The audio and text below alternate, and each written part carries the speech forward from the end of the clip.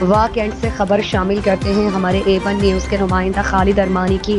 राजा Sarfaraz Asghar senior रहनुमा और PP13 के साबिक उम्मीदवार ने A1 न्यूज़ को खुसूसी इंटरव्यू देते हुए कहा कि हम जीते तो फॉर्म 47 के नारे हमारे खिलाफ लगाए जाते हैं, आप जीते तो आवामी मैंडेट के नारे। PTI की मुल्क दुश्मन पॉलिसियों मुल्क और कौम को बर्बादी की तरफ ले जा रही हैं।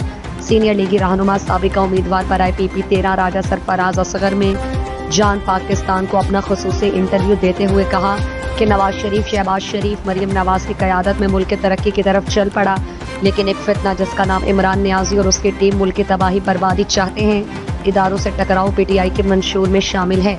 मुल्क दुश्मन कुव्वतों के एजेंडों पर काम करने वाले PTI, जो अपने आप को एक सियासी जमात कहती है, किसी भी सूरत में अपने नापाक अज़ाइम में कामयाब नहीं होंगे। नवाज शरीफ की सरपरस्ती में मुल्क के वज़ीर आज़म शहबाज शरीफ, CM पंजाब मरियम नवाज मुल्क को अंधेरों मुश्किलात से निकालकर तरक्की की तरफ गामजन कर दिया है, लेकिन PTI के शरपसंद मुल्क की तरक्की और आवाम की खुशहाली नहीं चाहते।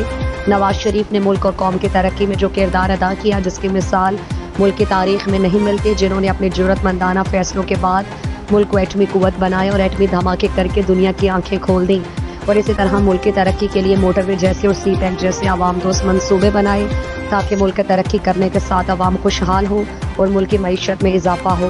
महंगाई, बेरोजगारी, बिजली, गैस के इजाफी बिलों के असल जिम्मेदारान इमरान खान और उनके माजी की हुकूमत, जिन्होंने अपने ज़ाती मफादात की खातिर आवाम दुश्मन मुआहिदे IMF के साथ किए, जिसका खमीदा अब आवाम भुगत रही है।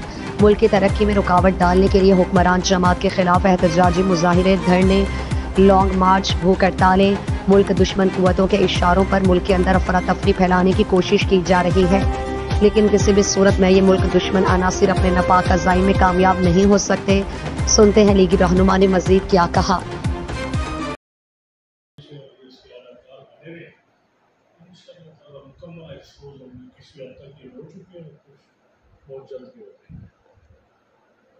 मुल्क के मौजूदा सियासी सूरत-ए-हाल, हैसियत सियासतदान, आप क्या समझते हैं, क्या बोलेंगे? रबानी साहब,